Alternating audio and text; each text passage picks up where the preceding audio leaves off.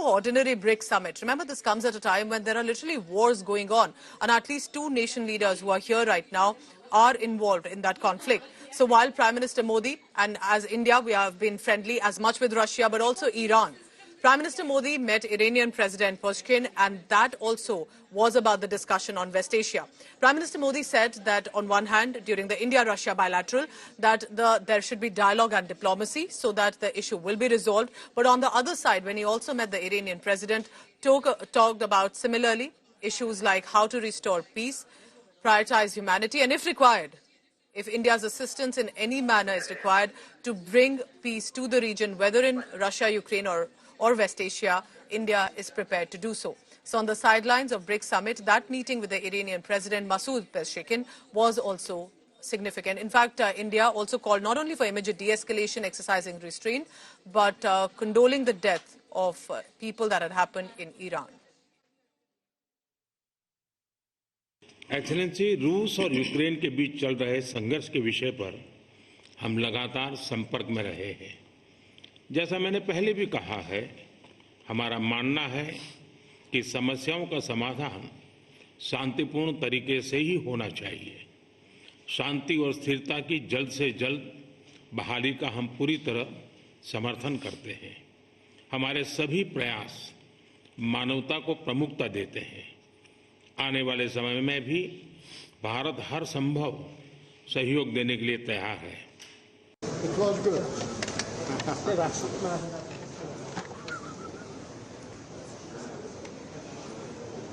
Государства стояли у истоков создания объединения. हम रूस और भारत के बीच जो सहयोग चल रहा है, हम वो बहुत महत्वपूर्ण मानते हैं। И очередное заседание межправкомиссии намечено на 12 ноября в Нью-Дели. और 12 दिसंबर को नई दिल्ली में अंतर सरकारी आयोग की अगली बैठक होने वाली है। Последовательно развиваются крупные проекты. हमारी बड़ी परियोजनाएं लगातार विकसित हो रहे हैं। И мы приветствуем ваше решение открыть в Казани Генеральное консульство Индии. और जो आपने कजान में भारत का कौंसल जनरल खोलने का निर्णय लिया, हम इसका स्वागत करते हैं। Расширение дипломатического присутствия Индии в России будет способствовать дальнейшему развитию двусторонних отношений. भारत के कूटनीतिक उपस्थिति से हमारे सहयोग को फायदा मिलेगा। Уважаемый господин премьер-министр, мы очень рады видеть вас и всю вашу представительную команду в России. माननीय प्रधानमंत्री जी, हम आपको और आपकी प्रतिनिधि मंडल रूस में देखने से हमको बड़ी खुशी है। The leaders also shared perspectives on the ongoing conflict in Ukraine. Prime Minister reiterated that dialogue and diplomacy was the way forward to achieve resolution of the conflict. He briefed President Putin about his engagements with the Ukrainian leadership and noted that India stood ready to contribute in bringing peace.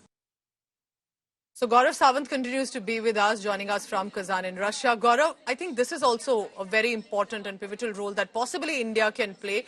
And as we are friendly with both Iran, whether it's Israel or whether it's Russia and Ukraine, do you think there India has a role, and what kind of role can India play at this time?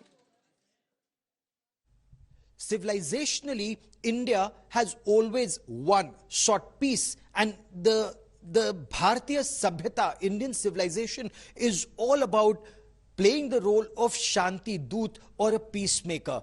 Yogeshwar Shri Krishna was a Shanti Doot ahead of Mahabharata, where he sought to broker peace between the Kauravas and the Pandavas. Or if you look at the Ramayana era, once again, Maryada Purushottam Shri Ram sent first Angad to ensure that there could be peace, whether Ravan would return Mata Sita, and ensure that there could be peace and lives would not be lost. However, when that effort failed, the battles actually followed. But the effort should never be negated, and that's the effort India is making constantly, even in modern times. Prime Minister Narendra Modi traveled to Russia.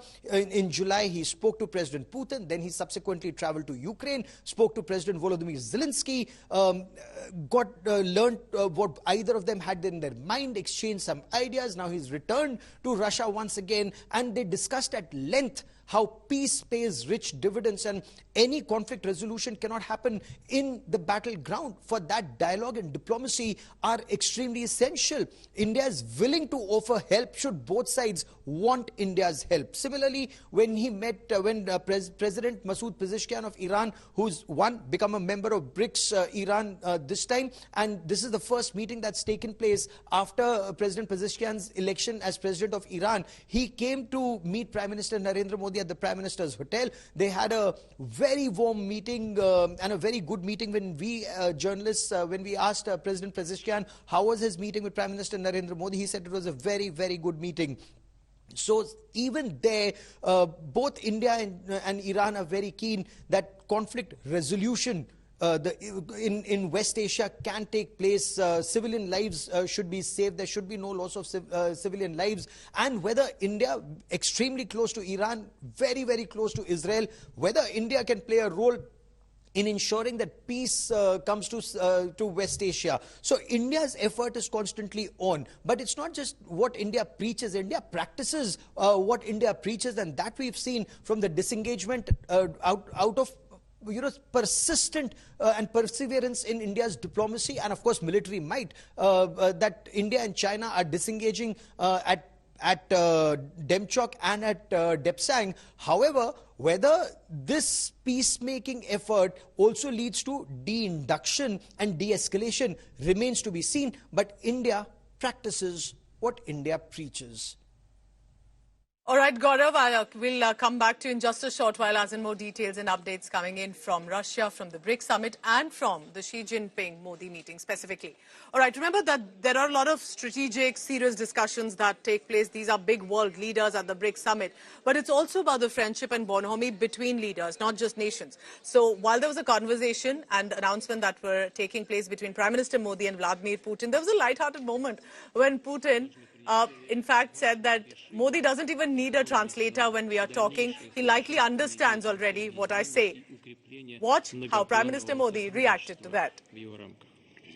Должны принять целый ряд важных решений, направленных на дальнейшее совершенствование деятельности объединения и укрепление многопланового сотрудничества в его рамках. У нас такие отношения, что я считал, что вы и так все понимаете. हमारे इतने रिश्ते हैं कि मुझे ऐसा लगा कि आपको कोई अनुवाद नहीं चाहिए.